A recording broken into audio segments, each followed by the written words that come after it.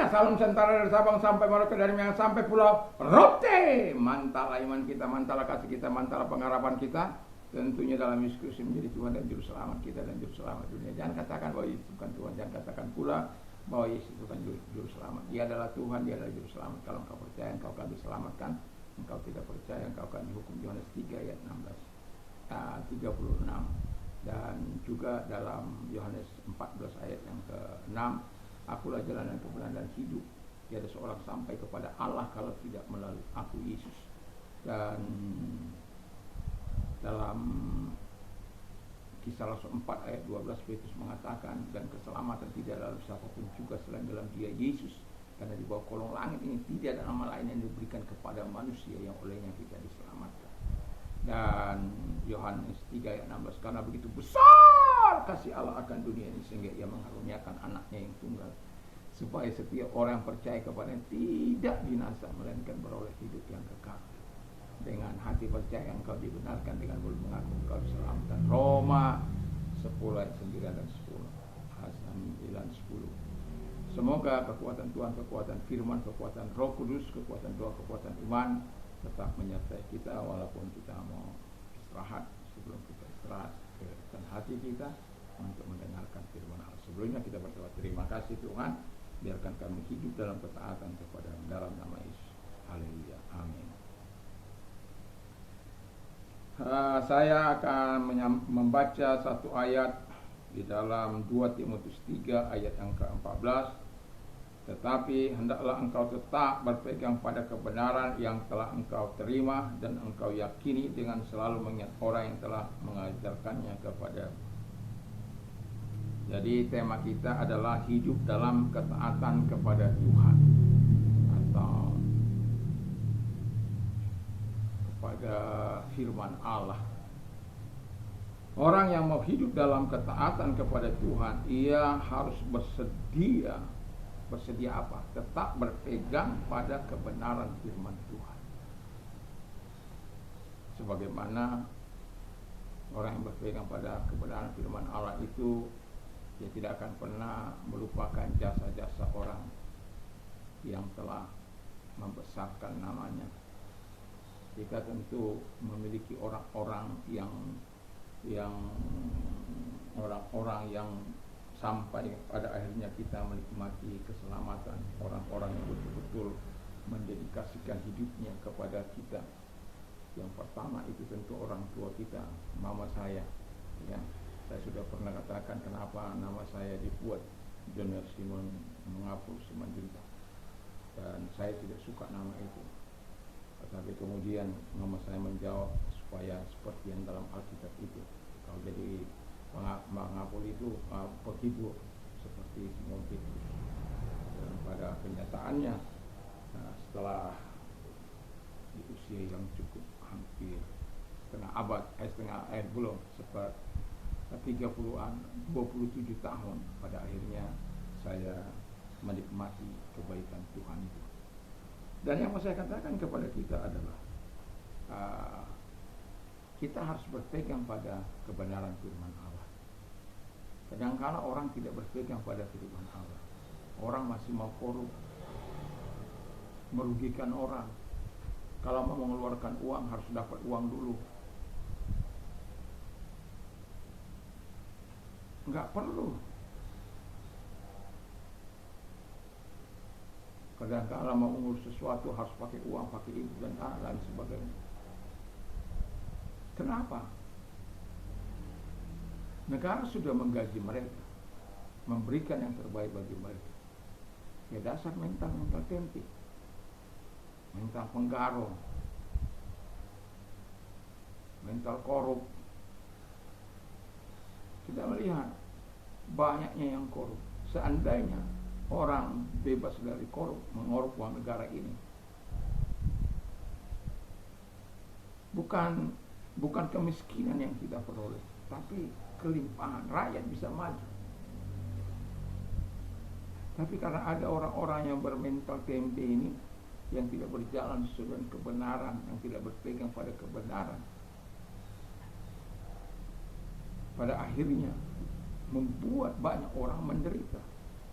pemimpin-pemimpin yang korup, yang hanya mementingkan golongan partainya, pribadinya, itu menghancurkan masyarakat banyak.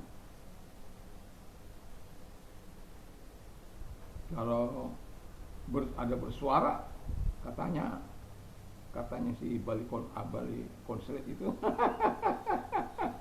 anjing-anjingnya menggonggong karena anjing-anjingnya diberi makan, ya. Itu seperti anjing-anjing saya ini. Kalau ada orang datang, itu gonggong itu mereka kejar, walaupun tidak menggigit sih, tapi kadang-kadang ada yang sampai digigit.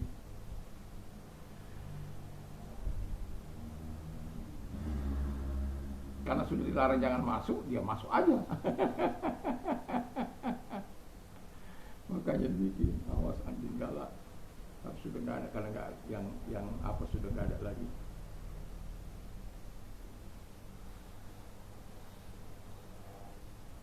Dan kita sebagai orang percaya, kita harus berpegang pada kebenaran. Karena tema kita hidup dalam ketaatan kepada Tuhan. Jadi kalau orang yang mau hidup dalam ketaatan, dia harus bersedia tetap berpegang pada kebenaran.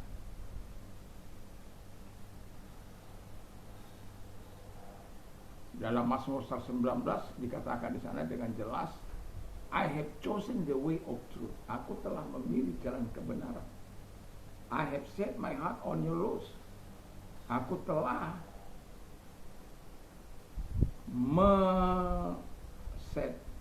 memasang atau menyelesaikan kepada hukum-hukum. Jadi menyesuaikan hatinya kepada hukum-hukum Tuhan. Kalau enggak, bahaya. Nah, kalau kita menyesuaikan diri dengan hukum-hukumnya, oh ini korup ini namanya. Enggak. Oh ini enggak benar ini. Saya makan hak orang, enggak benar ini. Oh ini benar.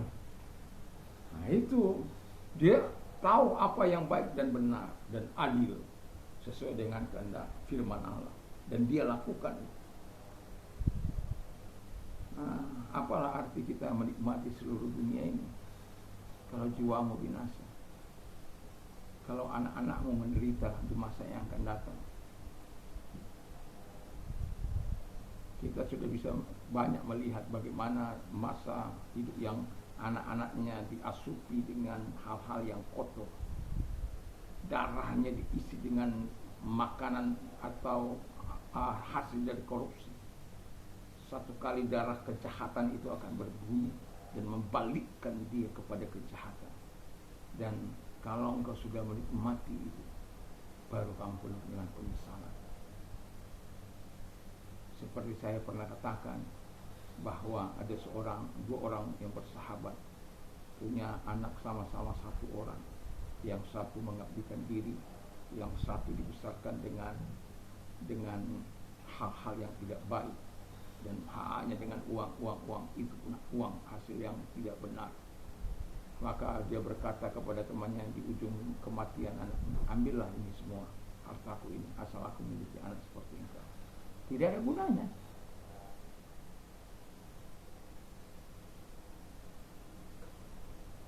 Terlambat. Penyesalan selalu datang terlambat. Itu sebabnya Mazmur katakan, I have said,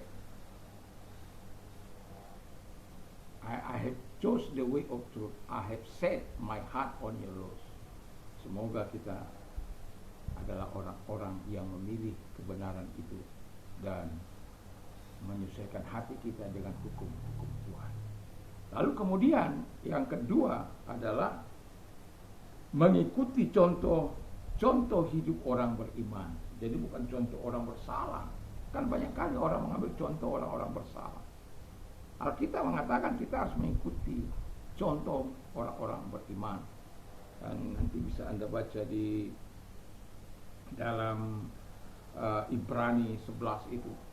Bagaimana orang-orang beriman. Kita tahu dari mulai Habel, kemudian Henok yang diangkat hidup Habel yang begitu sesuai dengan hatinya dengan Tuhan, sehingga persembahannya diterima Tuhan, hidupnya benar sementara Kain itu nggak benar. Henok bergaul karib dengan Tuhan. Nuh yang dengan setia dalam penginjilannya 120 tahun hanya 8 orang selamat. Dan ada Abraham, ada Sarah, ada Ishak, ada Yakub, ada Israel, ada Yusuf, dan nama-nama besar lainnya, ada Samson, ada Daud, ada banyaklah. Itu pahlawan-pahlawan iman kita yang hidupnya perlu kita contoh, yang kita katakan yang pada akhir hidupnya itu dia masuk ke sana. Ya bukan berarti Daud kan pernah bersalah.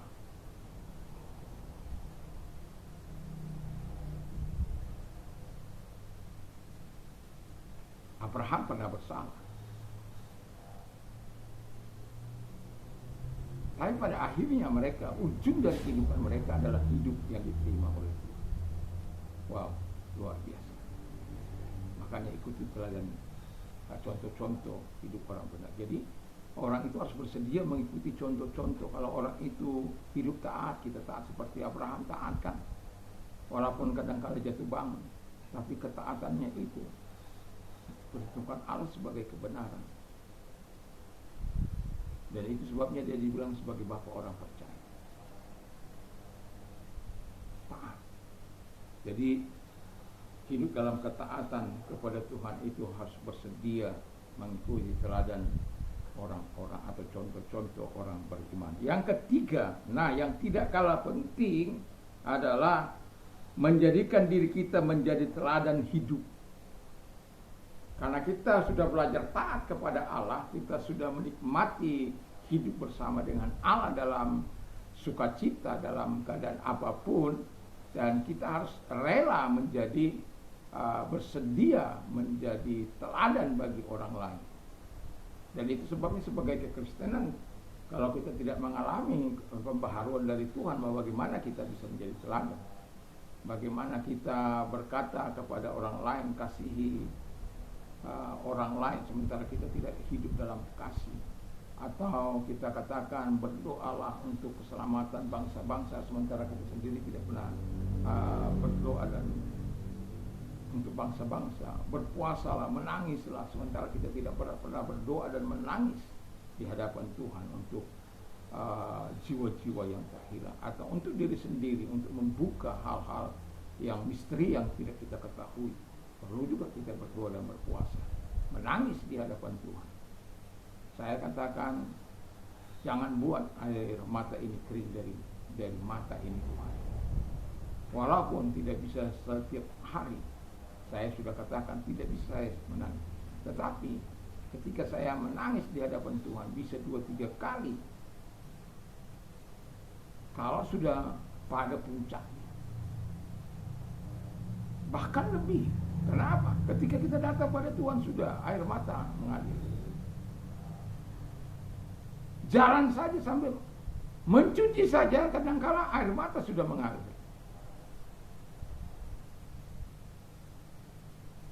Kita akrabkan hubungan kita dengan Tuhan. Air matamu tidak akan sia-sia ditaruh dalam kehidupannya Tuhan. Dan Alkitab katakan orang yang menabur dengan mencucurkan air mata akan menuai dengan sorak-sorak. Orang yang berjalan maju dengan menangis sambil membawa bekas-bekasnya akan pulang ya sambil membawa berkas-berkasnya. Wow, saya ingin pulang menghadap Bapa membawa berkas-berkas saya di hadapan Tuhan. Itu sebabnya ketika Tuhan mengingatkan saya untuk berdoa dan berpuasa, berdoa memang sudah menjadi pagi-pagi sekali saya sudah down berdoa. Tapi ketika Tuhan ingatkan saya kepada hal yang berpuasa untuk saya lakukan sebagaimana di masa awal saya percaya kepada Tuhan, tidak kurang dari 2 kali dalam seminggu itu saya berdoa dan berpuasa kepada Tuhan. Dan di masa tua saya ini Tuhan ingatkan itu kembali. Karena saya berpikir kan ada pergumulan-pergumulan panjang setiap tahun itu yang saya lakukan. Tidak kurang dari 40 hari setiap tahun itu. Tapi Tuhan berhitung-hitung dengan saya bagaimana itu kan ada 52 dalam setahun itu, 52 minggu, kalau 2 kali seminggu terlalu sedikit. Kita lupakan kebaikan Tuhan, kita lupakan perintah Tuhan. Saya katakan, ya Tuhan, saya akan lakukan, dan saya sudah melakukannya dan belajar untuk melakukannya. Saya tahu ini enggak mudah, tapi kita harus lakukan. Jadi sebab saya katakan, anytime saya menyelesaikan doa puasa saya kepada Tuhan, saya akan tetap melakukan doa puasa saya yang kegiatan yang dengan sukacita, dengan rela hati untuk berdoa dan berpuasa. Ya, jadi kita harus dapat menjadi teladan. Kalau kita katakan berpuasa, marilah kita berpuasa. Kalau kita katakan menangis di hadapan Tuhan, kita harus belajar menangis di hadapan Tuhan. Yang mudah enggak? Saya tidak malu menangis di hadapan para rekan-rekan saya, para sahabat-sahabat saya. Saya enggak malu di depan anak-anak saya, di depan keluarga, enggak malu. Ketika memang saya harus menangis di hadapan Tuhan, saya tidak malu. Karena apa? Saya tahu Tuhan tidak melihat, tidak mengatakan aku tidak suka hati yang hancur. Tapi yang saya tahu, Tuhan melihat hati yang hancur. Makanya Tuhan katakan, berdoa, berpuasalah, menangislah, mengeluh, mengadulah, dengan harapan Tuhan akan memulihkan. Itu dalam Yoel itu. Dan kita harus belajar untuk hidup sesuai dengan firman Allah. Apa yang dikatakan oleh firman Allah. Hiduplah dalam ketaatan. Saya yakin dan percaya kalau kita hidup dalam ketaatan, apapun yang Tuhan minta kepada kita, kita akan belajar lakukan. Kalau kita lama mungkin tidak melakukan sesuatu seperti yang saya lakukan itu, saya pikir ada pergumulan panjang saya, tetapi 2 kali seminggu itu mulai saya lalaikan. Tetapi saya ketika berargumentasi dengan dia membaca 2 Yoel itu, sempat saya tidak berani membacanya. Dalam arti karena saya nggak berpuasa itu. Nangis, iya Tuhan, saya nangis. Saya belum berpuasa. Tapi kalau sekarang saya sudah berani. Kenapa? Berpuasa, menangis, mengadu. Udah berani saya. Dan saya sudah berani juga ngajak orang. Karena apa? Saya sudah bertobat.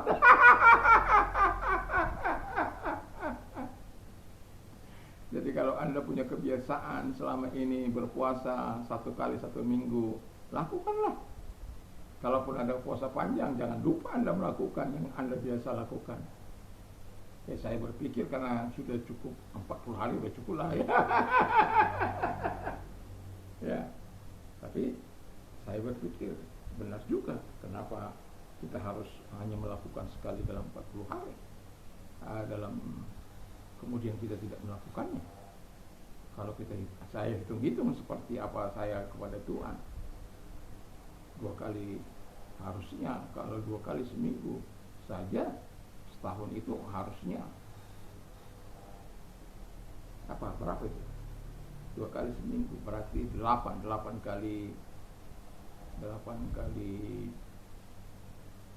12, harusnya 96, hampir 100 hari.